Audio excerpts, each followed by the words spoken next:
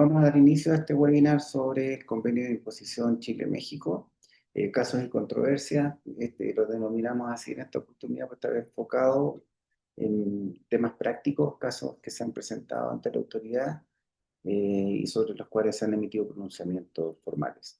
El contenido del webinar: primero una introducción general sobre el convenio, beneficios que implican este convenio, y vamos a pasar a una revisión de casos previo a revisar ciertos conceptos.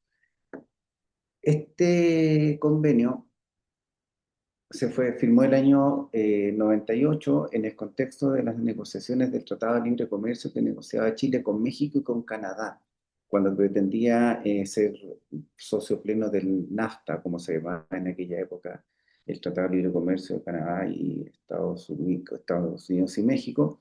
Entonces, en esa época Chile tenía solo un convenio de doble imposición en vigor, que era uno con Argentina, suscrito en los años 70, que se caracterizaba por seguir un modelo latinoamericano, que es el modelo del Pacto Andino. Y durante toda la década de los 90 mantuvo solo ese convenio en vigor, y después vino la negociación con Canadá y México en paralelo, en el contexto que les daba del Tratado de Libre Comercio, y se suscribieron los primeros convenios de doble imposición que seguían el modelo de la Organización de Cooperación y Desarrollo Económico, eh, con algunas modificaciones que sugiere la Organización de Naciones Unidas, que también tiene un convenio, un modelo de convenio de doble imposición, y a partir de estos modelos se suscriben los convenios particulares entre los países interesados, digamos. Entonces, uno cuando estudia este tema no se estudia todos los convenios que existen, sino que se estudia los modelos, y a partir de los modelos ve cuáles son las diferencias que hay con los diferentes tratados en concreto. Ahora, la entrada en vigor internacional como instrumento internacional fue el 15 de noviembre del 99, pero comenzó a aplicarse efectivamente para los impuestos y rentas generadas a partir del 1 de enero del año 2000. Entonces, por eso les decía yo, durante los 90 el único convenio en vigor que tuvo Chile fue con Argentina, hasta que partió el de México. Luego vino Canadá, y hoy día tiene una red bastante más amplia. En Chile se publicó en el Diario Oficial, que es distinta a la vigencia internacional, el 8 de febrero del año 2000, y en México también se publicó en el Diario Oficial el 12 de mayo del año 2000. Eh, Les decía que uno de los primeros convenios que suscribió Chile es el primero del modelo OCDE. Hoy día Chile cuenta con 37 tratados en vigor. En México, que lleva más tiempo negociando y suscribiendo estos convenios, porque además México es miembro de la OCDE de mucho antes que Chile, son más de 60, prácticamente el doble de la red de convenios mexicanos. Como les comentaba, estos convenios están basados en el modelo de la Organización de Cooperación y Desarrollo Económico, la OCDE, y también de Naciones Unidas, que tiene algunos ajustes que se sugieren para economías menos desarrolladas cuando suscriben convenios entre sí, o entre economías menos desarrolladas con economías más desarrolladas. Entonces, este tratado en concreto toma los dos elementos de los dos tratados, y vamos a conversar luego su contenido. Si miramos el mapa general del Mapa Mundi, vemos que hay países que tienen convenios de doble imposición con Chile y con México. Chile es uno de los que tienen la red más amplia de Sudamérica, y la segunda más amplia después de México en Latinoamérica. Hay algunos que solo tiene Chile, otros que solo tiene México, pero la mayoría coinciden en que ambos países tienen convenios vigentes. Ahora, ¿cómo pueden llegar a evolucionar estos convenios? Primero, normalmente se contempla un mecanismo de modificación que se conoce como cláusula de nación más favorecida.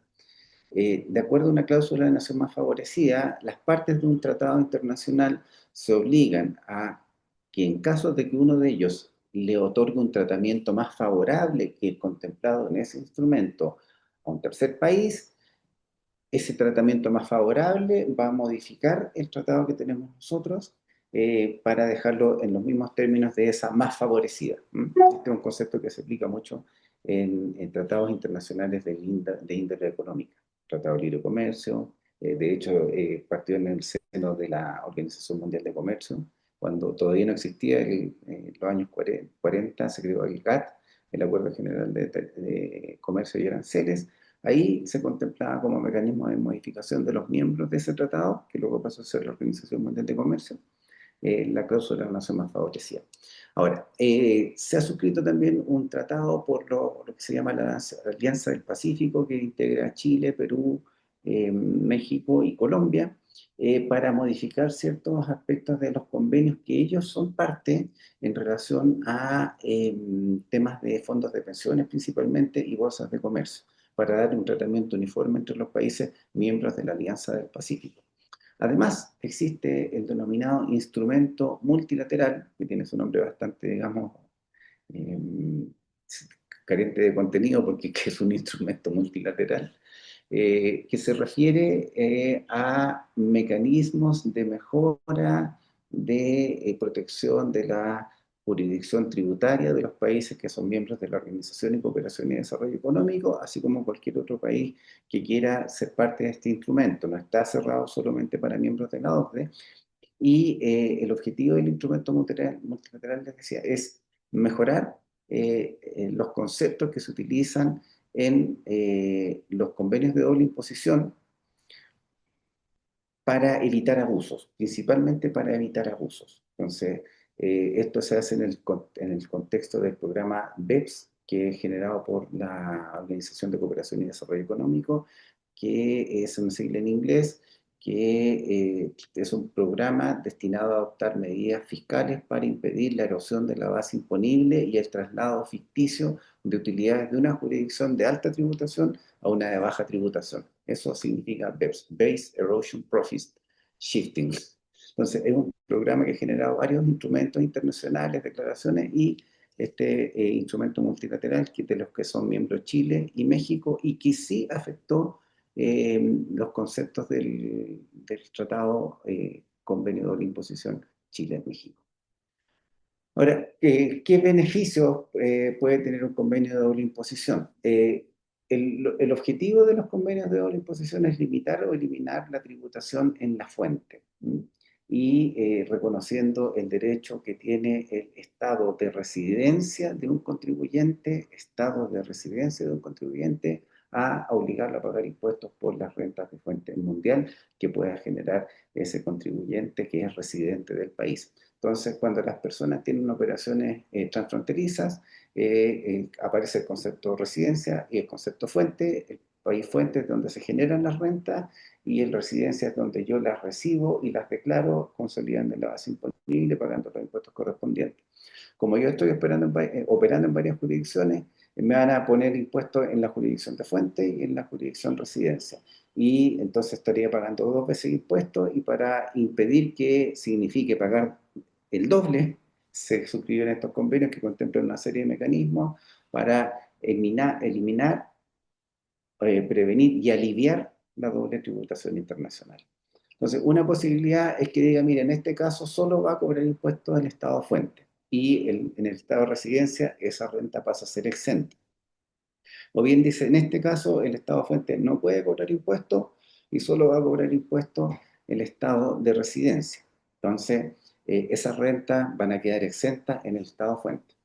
También hay posibilidad que exista tributación compartida, que tanto el de Estado fuente como el Estado de residencia tengan derecho a obligar a una persona a pagar impuestos por las rentas que genera en estas operaciones transfronterizas, y se puede imponer el país fuente y puede imponer el país de residencia sin perjuicio del alivio y no tiene ninguna limitación el país de fuente para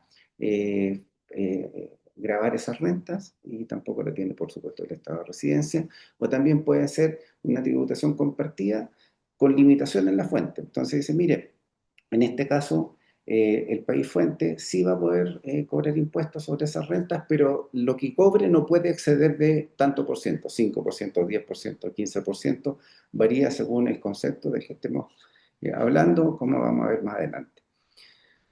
Y ahora, el otro beneficio que tiene es que a través de un instrumento internacional, y eso significa que cuando es un instrumento internacional, un tratado internacional, un Estado no puede llegar y modificarlo en forma unilateral. O sea, si yo digo, por ejemplo, me comprometo por un tratado internacional a que le voy a dar alivio por los impuestos pagados en el extranjero a los contribuyentes residentes en mi país que tengan operaciones transfronterizas, no puedo de un día para otro decir se eliminan los créditos por impuestos pagados en el extranjero porque tengo un compromiso internacional en un tratado internacional que dice que yo estoy obligado a darle alivio a los contribuyentes por los impuestos pagados en el extranjero. Entonces, es una doble garantía, digamos, porque tiene la garantía legal local, que usted espera que no la modifiquen, pero además tiene un instrumento internacional que te dice que las modificaciones que se hagan internamente no lo van a afectar porque usted está amparado por un instrumento internacional. Ahora, ¿cuáles son los sectores que están beneficiados por un convenio de doble imposición? Operaciones transfronterizas, normalmente servicios. No aplican los convenios de doble imposición a operaciones internacionales de bienes, porque resulta que esos quedan regulados por los tratados de libre comercio, porque se graban con aranceles, y los tratados, los convenios de doble imposición no tienen relación con los aranceles, no regulan el tema de los aranceles, regulan impuestos a la renta y al patrimonio, y por lo tanto tampoco aplican al IVA. Entonces, el IVA que puede llegar a haber en operaciones transfronterizas no está regulado por los convenios, no está resuelto por los convenios, son otros mecanismos de solución, normalmente ley interna. Cuando hay operaciones locales, una empresa opera en el otro país y vende bienes en el otro país, ahí ya puede afectar bienes y servicios, ¿m? Pero en operaciones transfronterizas, como les decía, normalmente se refiere a servicios. Ahora, aplicación práctica de estos convenios. Eh, Tenemos el tema de la nación más favorecida, que ya lo explicamos, que ha operado en caso de Chile y México. Hay unas circulares de impuestos internos que dicen qué ha pasado a raíz de los diferentes convenios que fue suscribiendo Chile con otros países que daban tratamiento más beneficioso que los que contemplaba el instrumento original Chile-México. Entonces, aparece, por ejemplo, se suscribe un tratado de doble imposición con España, tiene una tasa más favorable, entonces afecta el convenio México. Conversamos con la autoridad mexicana, dice, oiga, yo tengo este convenio, la tasa pasó desde ser 15 a un 10%, ¿qué opina usted que le apliquemos en el convenio? Y le va a decir que sí, entonces, ok, ya no va a ser más 10, va a ser 15, va a ser 10. Entonces, eso ha pasado respecto de intereses y regalías en el convenio Chile-México. También el año 17, a raíz de servicios profesionales, que también se modificó la cláusula de servicios profesionales en el artículo 14, el Tratado de la Alianza del Pacífico que les comentaba del año 24 también modificó ciertas disposiciones del tratado en relación con fondos de pensiones y operaciones bursátiles principalmente. El instrumento multilateral del año 2021 que les contaba que se suscribió en el seno de la OCDE, incluye, por ejemplo, en la aplicación de este tratado el test de propósito principal. Ahora, el test de propósito principal tiene por objeto asegurarse que las operaciones que realizan los contribuyentes obedezcan a razones de negocios y no simplemente para obtener un tratamiento fiscal más favorable, por decirles algo. Chile no tiene convenios de doble imposición suscritos con los países centroamericanos. Entonces, yo quiero hacer una operación en Guatemala y Guatemala tiene, y Costa Rica, o Costa Rica, por ejemplo, tienen convenios de doble imposición vigentes con México. Entonces, vengo, abro una empresa en México para que la empresa en México atienda el mercado guatemalteco y así no voy a pagar impuestos en las operaciones que haga con Guatemala y después, como tengo convenio Chile-México, tampoco voy a pagar impuestos en las operaciones Chile-México y voy a quedar muy bien gracias a que apliqué bien los convenios. Eso no lo puede hacer porque usted no puede utilizar los convenios de doble imposición como una forma de evitar el pago de impuestos si no hay razones de negocios legítimas detrás. Es decir, si usted tiene una operación en México y desde la operación de México que atiende clientes mexicanos, tiene una operación real dentro de México y además atiende el mercado de Guatemala, bien. Pero si lo hace solo para atender a Guatemala, no. Esa sociedad se la van a desconocer, le van a decir usted no tiene derecho a utilizar el convenio, así que yo le voy a aplicar las retenciones que se fijan en la ley interna y los convenios como si no existieran. Entonces, a eso apunta el tema del propósito principal. Y están también los pronunciamientos administrativos, que en Chile se llaman oficios, que hacen impuestos internos, que analiza casos concretos, a consultas que hacen los contribuyentes, le dice, mire, este es el tratamiento que corresponde de acuerdo a la ley doméstica y de acuerdo al convenio de doble imposición vigente entre, en este caso, Chile y México. Ahora, ¿cómo están hoy día? Les hablaba que una de las funciones de los convenios de doble imposición es limitar la tributación en la fuente a través de tributación compartida y tasas máximas, uno de los supuestos que comentaba. Entonces, en el caso del artículo 10, hoy día las tasas máximas aplicables son 5% a dividendos que se paguen desde una empresa mexicana a una empresa chilena, si es que el que recibe el dividendo tiene una participación por lo menos del 20% en la propiedad de la sociedad que hace la distribución. Si tiene menos del 20%, entonces aplica la tasa del 10% por convenio y porque además en México la tasa doméstica es 10%. Entonces, la tasa máxima que podría aplicar México es 10.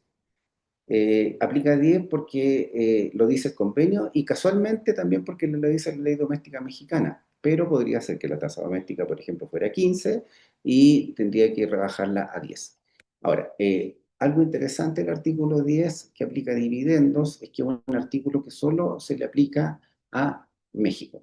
En el caso de Chile no se le aplica el artículo 10 y no se le aplica el artículo 10 porque hay una excepción, que es una exención expresa en el convenio que dice que mientras Chile permita acreditar en un 100% el impuesto de primera categoría, que es el impuesto a la renta chileno, respecto del impuesto adicional, como se llama el impuesto al dividendo en Chile, del 35%, mientras se permita acreditar el 100% del impuesto de primera categoría contra el impuesto adicional al dividendo del 35%, no aplica el artículo 10.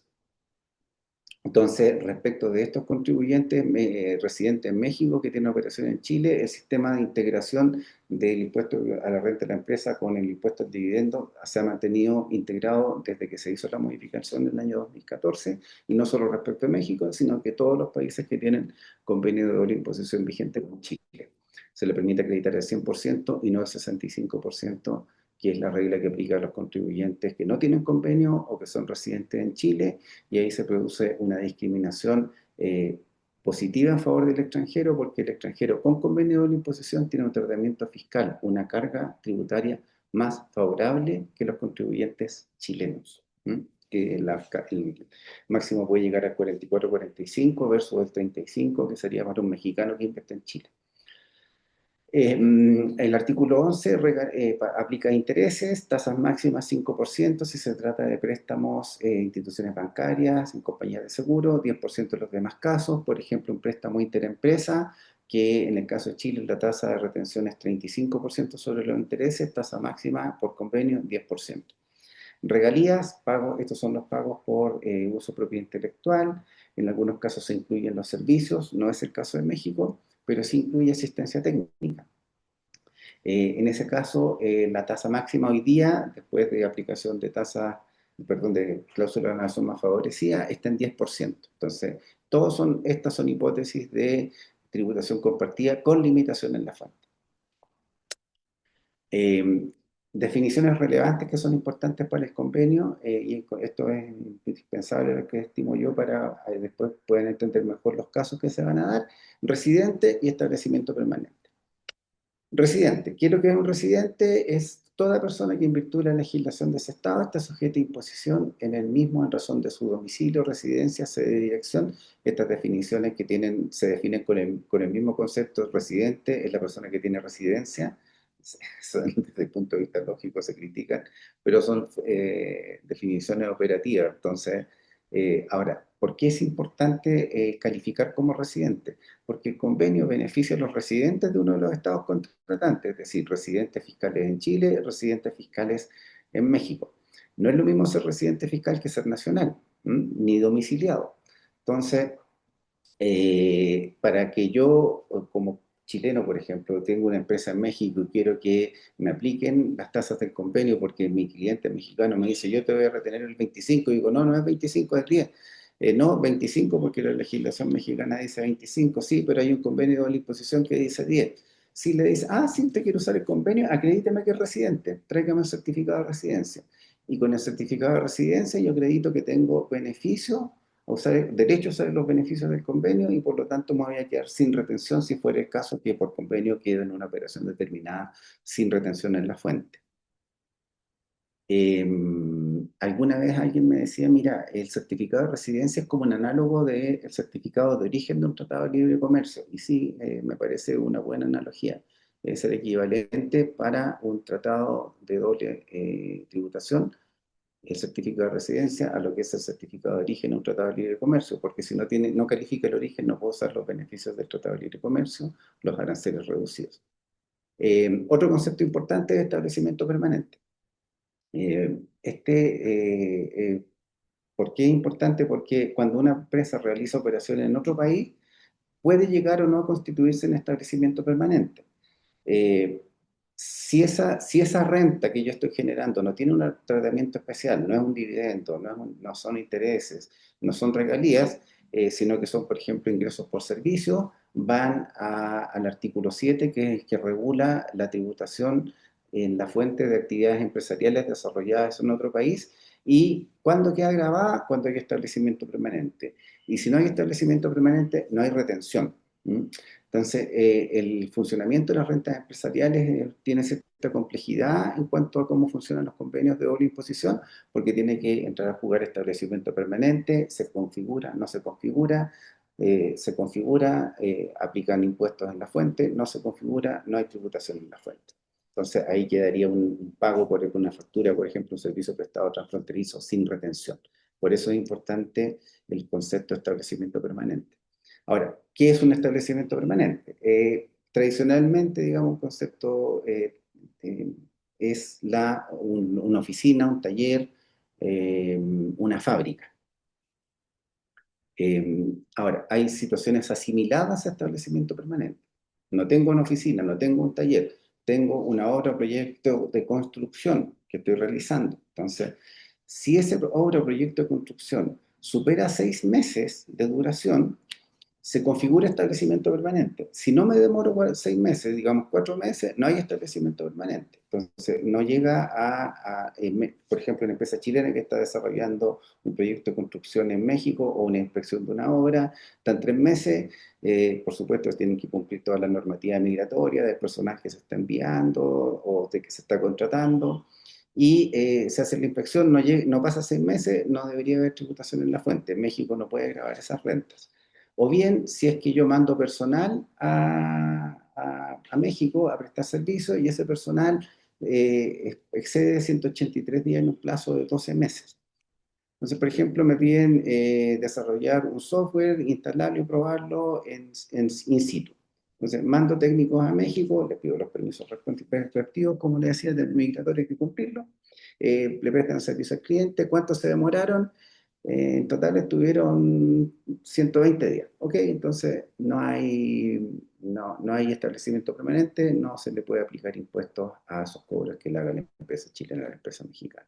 Pasaron de 183 días en los 12 meses, en ese caso sí, se genera el establecimiento permanente y la consecuencia es que en México tendría que registrarse como contribuyente, empresa extranjera prestando servicio en México y declarar renta en México como si fuera un contribuyente mexicano. Eh, También si yo tuviera un mandatario que está facultado para concluir contratos, ese mandatario es un establecimiento permanente y mis rentas van a quedar grabadas en lo que se refiere a todos los negocios que yo haga a través de ese mandatario. Y también las empresas aseguradoras que aseguran riesgos localmente y recolectan primas, también se genera un establecimiento permanente.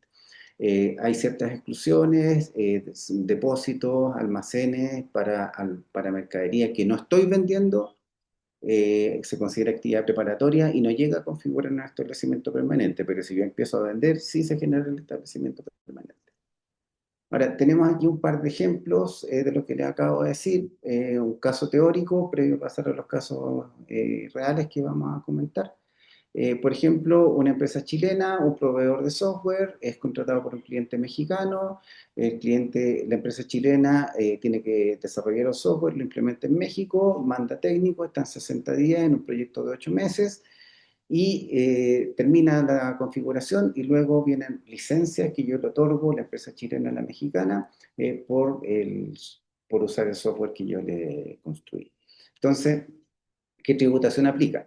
Primero, estábamos hablando de establecimiento permanente, artículo 5, lo que lo define, artículo 7 de convenios, cómo se trata, Si no pasaron de 183 días, no se configura establecimiento permanente, no hay tributación por esos servicios prestados en México en este caso. Y las licencias que yo le dé sí quedan afectadas de acuerdo al artículo 12 al 10%, y esa va a ser permanentemente, digamos, mientras estén vigentes las licencias, me tienen que pagar esa regalía, y esa regalía está afecta al impuesto de retención del 10%, por el cual yo voy a poder tener alivio en Chile por los impuestos que me corresponde pagar en Chile, la renta sobre esas rentas de cuenta extranjera. Un segundo caso, seguimos en la situación teórica, en este caso también un proveedor chileno, un cliente mexicano, aquí pasan 200 días implementando el proyecto, aunque se demora 12, 8 meses en lugar de 12, son 200 días, o sea, prácticamente tuvieron todo el tiempo aquí, y en ese caso se genera establecimiento permanente, eh, por lo tanto, si es mayor de 183 días me tengo que registrar, y las licencias también van a quedar asignadas a ese establecimiento permanente, y voy a tributar ahora de aquí en adelante como una empresa mexicana, y no, la empresa no debería mandar facturas de Chile, sino que tendría que facturar localmente en México al cliente mexicano como establecimiento permanente de empresa extranjera. Ahora, vamos a ver algunos casos prácticos que se han dado en la aplicación de este convenio. El oficio 2071 del año 2012 trata un caso específico de convenio de imposición Chile-México con involucrados también residentes en Brasil. Entonces, en este caso, empresas residentes en Brasil y México arriendan buses y camiones, que son activos fijos, a empresas chilenas que no son relacionadas, parte de los supuestos fácticos. Contrato de un año renovable, sin servicios adicionales. Dato curioso, viene susceptible pago de feriado aduanero, eso no tiene nada que ver ni con impuestos internos porque es aduana en Chile, y ni con el convenio de la imposición, porque les dije que los convenios de la imposición no dan derechos arancelarios. Entonces, analizado el caso, Impuestos Internos dice que en el caso de Brasil, el arriendo califica como regalía, de acuerdo al artículo 12 del convenio de la imposición, y Chile puede gravar esas regalías eh, que por convenio se consideran bajo el artículo 12 con una tasa del 15%, que es la tasa que aplica la regalía en el convenio Chile-Brasil. Y con México, el arriendo no es regalía porque no está regulado en el convenio, son rentas empresariales, artículo 5, artículo 7, es decir, hay establecimiento permanente o no, y por lo tanto se regula por el artículo 7, y como no se configura establecimiento permanente, en Chile, de la empresa mexicana, no, Chile no puede grabar esas rentas y quedan sin retención en Chile. Y esto, como les decía, es independientemente del tratamiento del IVA. No habiendo retención en Chile, hoy día esa factura hay que ponerle unidad de compra en Chile, porque si no está efecto retención, queda efecto IVA. Otro oficio, el 1815 del año 2015, una empresa chilena otorga una licencia de software y know-how a una empresa mexicana bajo un contrato. En otro contrato, la empresa chilena se obliga a prestar servicios de mantención, administración y soporte informático. Entonces, en este caso, México le aplica retención. Entonces, el contribuyente dice, oiga, me aplicaron retención en México, pero ¿está correcto? Y el impuesto interno le hace un análisis, le dice, mire, en el contrato 1 sí hay una regalía porque hay una licencia, aplica el artículo 12, por lo tanto, en aquella época la tasa era 15, hoy día es 10, porque por nación más favorecida se redujo, y habiendo pagado usted el 15% en México, puede usar ese impuesto pagado en México como crédito contra los impuestos en Chile, ningún problema. Ahora, bajo el contrato número 2, los servicios de mantención, administración y soporte informático, el impuesto interno dijo esto no califica de know-how ni regalía. Son servicios empresariales, por lo tanto, deberían ser tratados por el artículo 7, 5 en relación con el artículo 5, 7, beneficios empresariales con relación al concepto de establecimiento permanente. ¿Se configura o no se configura? En el caso, no deberían haber aplicado retención, le dice. Está mal aplicada la retención, y si usted retuvieron mal impuestos en México, usted no puede usar esos impuestos contra los impuestos chilenos. ¿Mm? Lo que corresponde en realidad es que ese contribuyente vaya y pida devolución del impuesto mal retenido en México. Ahora, el contribuyente en Chile decía, oye, yo quiero que se active el procedimiento de acuerdo mutuo que está en el convenio. Y después le dicen, en realidad no hay nada que activar porque no tenemos ninguna controversia. Si no hay ninguna, en México no le están diciendo si está bien o está mal. Yo no estoy discutiendo con la autoridad mexicana. Usted tiene un problema con una empresa mexicana que le aplicó mal una retención, vaya y arréglaselas con ellos. Pida devolución. ¿Mm? Otro caso, 2597 del año 23, una persona natural residente en México dicta clases de ilustración online en vivo a menores de una empresa chilena y las clases se realizan digitalmente desde México y se coordinan con un administrador en Chile. Él es el prestador de servicio mexicano, no va a Chile. ¿M? Entonces, aquí aparentemente sería un caso del artículo 14 que trata de los servicios profesionales independientes y le consultan a Impuestos Internos dice, mire, en realidad el artículo 14 del Convenio Chile-México, como está redactado, supone que el profesional que presta los servicios viaje al otro país. Si no viaja al otro país, no aplica el artículo 14.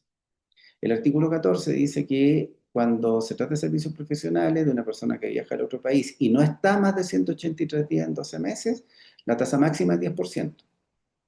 Entonces decía, bueno, tercera tasa máxima del día, no le dijo, no está, el artículo 14 no aplica porque, como les decía, supone que la persona viaje y esta persona no viajó. Y si no viajó, entonces lo paso por el artículo 21, que el que dice otras rentas. Entonces, esas otras rentas permiten grabar ilimitadamente en Chile o México eh, esa renta. Y en Chile la tasa para este tipo de renta es 35%. Entonces, la factura tiene 35% de retención y el señor podrá pedir alivio en México por los impuestos pagados en Chile.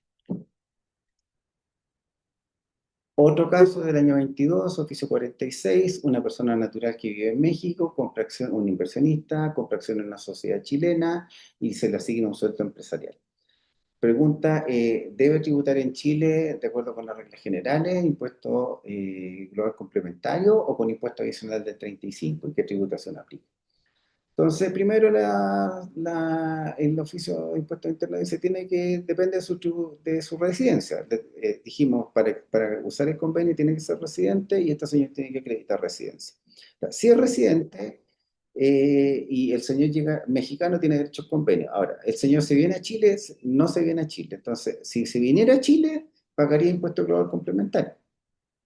Si no se viene a Chile, lo que corresponde es que pague el impuesto adicional del 35% de los dividendos y si se le asigna un sueldo empresarial, va a depender, trabaja o no trabaja realmente, le está poniendo una asignación que dice sueldo, si, no, si es sueldo y no trabaja, 35%. Ahora, si el señor trabajara, en ese caso le dice si va a poder ser tratado como una renta sujeta a imposición en Chile, que también es 35%, ¿ah? Y usar los eh, beneficios del convenio. Entonces, en definitiva, le dice, si es dividendo, puedo usar el crédito, si no es dividendo, no puedo usar el crédito. Eso sería por todo lo que yo les puedo contar hoy día. No sé si tienen alguna consulta que quieran realizar, algún comentario, alguna duda.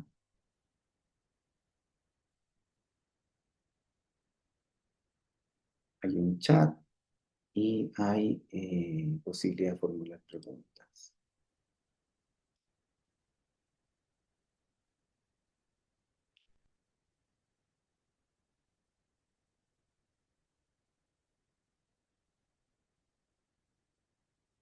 ¿No habría preguntas? ¿Me pueden escribir un correo electrónico? Escriben mi correo.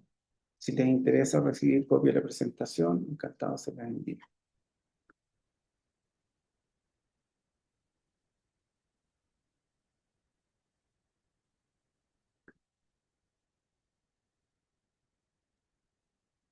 Ya, perfecto. Mándeme por favor un correo electrónico y se las voy enviando en respuesta.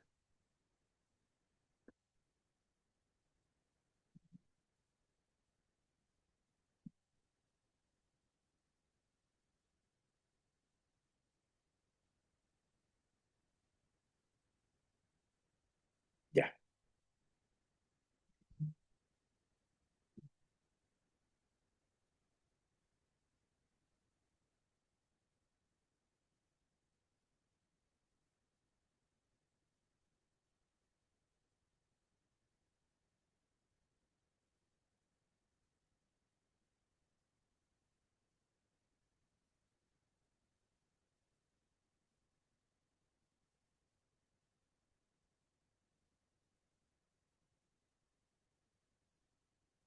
Ahí quedó el correo anotado en el chat. A medida que me van llegando sus correos, se los voy respondiendo. Y bueno, parece que no hay preguntas, así es que un placer, muchas gracias, que tengan muy buen día y a ver si nos vemos en una próxima fecha. Hasta luego.